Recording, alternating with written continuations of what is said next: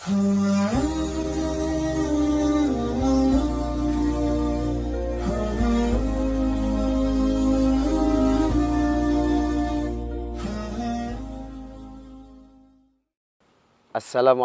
warahmatullahi wabarakatuh. Alhamdulillah. Wassalatu wassalamu ala rasulillah. Wa ala alihi wa sahbihi wa mawalah. Wa la hawla wa la quwata illa billah. Allahumma salli wa sallim ala Sayyidina Muhammad wa ala ali Sayyidina Muhammad.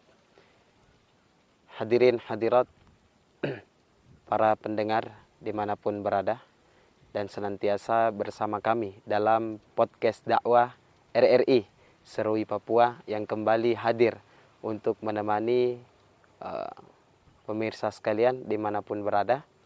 Insya Allah kami akan senantiasa menemani pada waktu-waktu luang sehingga bisa dijadikan kebermanfaatan dan mengambil daripada keberkahan ilmu.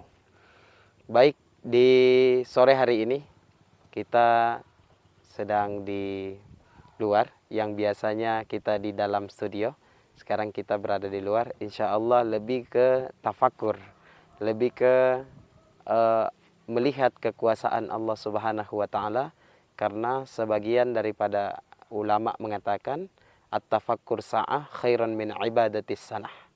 Bertafakur sejenak itu lebih baik ketimbang beribadah 1000 tahun, ya, bahkan 1 tahun penuh, 100 tahun, yang mana di dalam ibadah tersebut hilangnya kekhusyuan dan kehadiran di hadapan Allah Subhanahu wa Ta'ala. Jadi makanya kenapa kita sesekali mengambil di luar, agar kiranya bisa untuk memandang daripada kekuasaan Allah Subhanahu wa Ta'ala yang menciptakan dunia ini yang diperuntukkan untuk kita begitu indah. Coba tengok langit yang Allah ciptakan di dunia tanpa memiliki tiang bisa berdiri. Coba tengok daripada gunung-gunung yang Allah ciptakan tanpa memiliki pondasi bisa berdiri dengan tegak. Laut yang tenang, dan alhamdulillah hati pun terasa menjadi tentram. Maka daripada itu, ikhwan wal akhwat dimanapun berada, kami sejenak akan membawa kepada kajian-kajian Islami atau kajian-kajian yang mengingatkan kita kepada Allah Subhanahu wa Ta'ala. Sebab kehidupan ini akan sirna dan hancur bila mana kehidupan tersebut tidak diiringi, dibarengi dengan membawa daripada kekuasaan Allah Subhanahu wa Ta'ala. Karena tidak ada yang bisa kita sombongkan di dalam kehidupan ini, tidak ada yang bisa kita andalkan dalam kehidupan ini, karena semuanya atas kekuasaan Allah Subhanahu wa Ta'ala. Setinggi-tinggi jabatannya manusia, setinggi-tinggi pangkat dan kedudukan manusia, tetap kemana-mana pasti membawa kotoran. Coba kita tengok daripada rambut yang memiliki kutu kotoran. Turun sedikit, ada kotoran di hidung, ada kotoran di mata, kotoran di telinga, kotoran di leher, kotoran juga dimanapun di tubuh manusia. Dan yang dibawa adalah sumbernya. Maka daripada itu, tidak ada yang pantas disombongkan. Maka sesekali kita melihat akan kekuasaan Allah Subhanahu wa Ta'ala. Ini tanda bukti bahwa Allah sayang kepada kita, Allah cinta kepada kita, Allah siapkan tempat yang begitu indah. Kenapa kita harus bersyukur menjadi seorang manusia? Karena bedanya antara manusia dengan jin, ketika Allah Subhanahu wa Ta'ala menurunkan daripada jin tersebut, Allah Subhanahu wa Ta'ala tempatkan, terjunkan daripada jin tersebut mengatakan kepada Allah, ya Allah, kira-kira dengan diusirnya aku dari surga, aku di mana tempatnya? Akhirnya Allah katakan, tempatmu adalah di tempat-tempat buang hajat manusia, di tempat-tempat buang hajat, ya, hamba-hamba Allah Subhanahu wa Ta'ala. Bayangkan, tempat mereka adalah tempat yang hina, tempat yang kotor, bahkan tempat yang menjadi pembuangan kotoran bagi umat manusia, bahkan hamba Allah Subhanahu wa Ta'ala. Tapi kita sebagai umat Nabi Muhammad SAW, hamba Allah Subhanahu wa Ta'ala, diberikan nikmat karunia yang begitu besar, bisa memandang, bisa menengok, bisa melihat daripada kekuasaan Allah yang indah-indah, yang elok-elok, sehingga kita bisa bertafakkur daripada semua itu. Bertafakkur itu diambil daripada kata fakkara yufakkir, ya, yang berarti kita berfikir. bahwa begitu agung, begitu besar, begitu indah kekuasaan Allah. Tidak ada manusia yang bisa menciptakan sesuatu semisal seperti ini. Yang berada di belakang saya, lautan. Tidak ada manusia yang bisa menciptakan lautan. Tidak ada manusia yang bisa menciptakan gunung-gunung. Tidak ada manusia yang bisa menciptakan daripada langit. Semua atas kekuasaan Allah. Semua atas daripada keagungan Allah Subhanahu wa ta'ala. Hebatnya Allah Subhanahu wa ta'ala sehingga patut untuk kita tafakuri. Ikhwan wal akhwat dimanapun berada, kita di sini ya masih dalam suasana kemerdekaan Indonesia.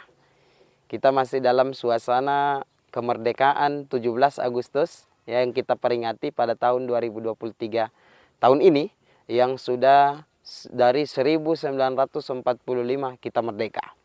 Namun kami perlu menjelaskan bahwa sebenarnya hakikat kemerdekaan itu adalah apa? Ya, apakah hanya dengan mengangkat bendera lalu mengatakan merdeka? Apakah kemudian dengan berjuang berkorban lalu mengatakan merdeka? Tidak. Yang dikatakan merdeka adalah terhalangnya diri seseorang daripada suatu hal-hal yang mencegah dirinya akan kedekatan kepada Allah Subhanahu wa ta'ala.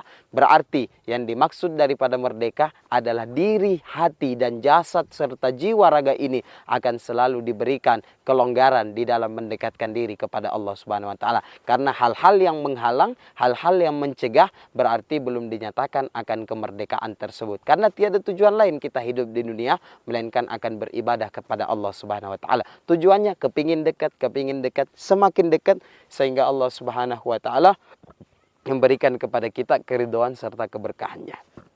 Ikhwan wal akhwat rahimakumullah dimanapun berada, pada suatu kisah daripada Nabi Muhammad sallallahu alaihi wasallam dengan bersama sahabatnya, pada saat itu terjadi daripada perang Uhud ya, kalau tidak salah perang Uhud. Di dalam peperangan tersebut Nabi Muhammad bersama para tentaranya ya, sahabat-sahabatnya memenangkan daripada perang tersebut. Akhirnya setelah perang riang gembira senang. Yang namanya orang kalau perang itu pasti kalau menang senang riang gembira. Akhirnya disampaikan kabar tersebut ke Nabi Muhammad.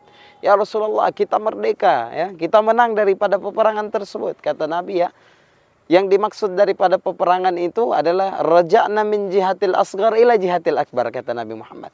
Kami pulang dari peperangan yang kecil menuju peperangan yang besar. Sahabat yang tadinya riang, gembira, senang, bahagia bertanya sama Nabi Muhammad, "Ya Rasulullah, perang apa lagi setelah ini?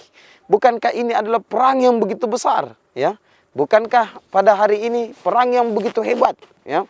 Perang yang begitu dahsyat. Kita mati-matian membela daripada hal ini ya Rasulullah sallallahu alaihi wasallam. Ternyata masih ada perang yang lebih besar lagi," kata Nabi. "Bala, ya, ada, yaitu memerangi daripada hawa nafsu pribadi masing-masing." Ternyata yang dimaksud daripada hakikat kemerdekaan adalah kita terlepas daripada belenggu hawa nafsu yang ada di dalam diri kita masing-masing.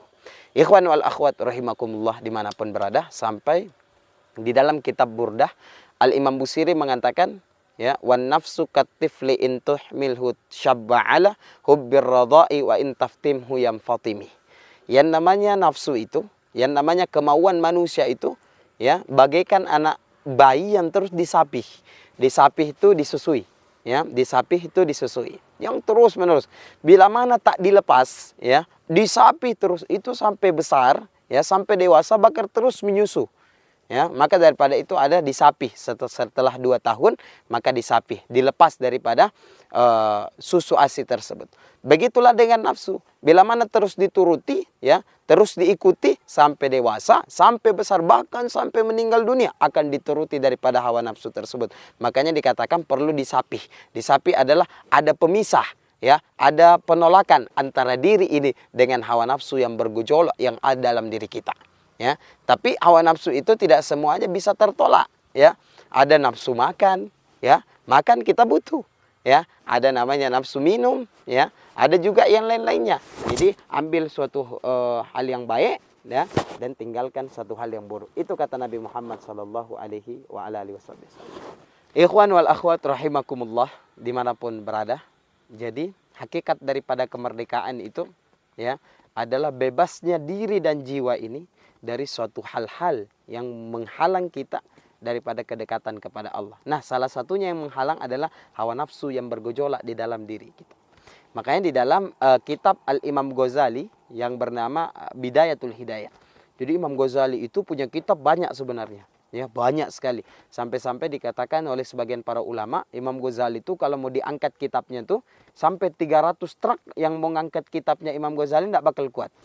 Ya, 300 truk. Tapi yang tersisa sampai saat ini hanya tinggal 2. Yang pertama nama kitabnya Ihya Ulumuddin, 4 jilid. Yang kedua nama kitabnya adalah Bidayatul Hidayah. Ya, yang lain kemana kitabnya? Oh, telah diambil, telah dicuri ya oleh orang-orang yang tak bertanggung jawab. Maka daripada itu kita mengambil daripada 2 kitab ini yang salah satunya adalah Bidayatul Hidayah. Di dalamnya dikatakan bahwa musuh yang terbesar bukan musuh yang nampak. Yang nampak dengan kita bukan musuh yang terbesar.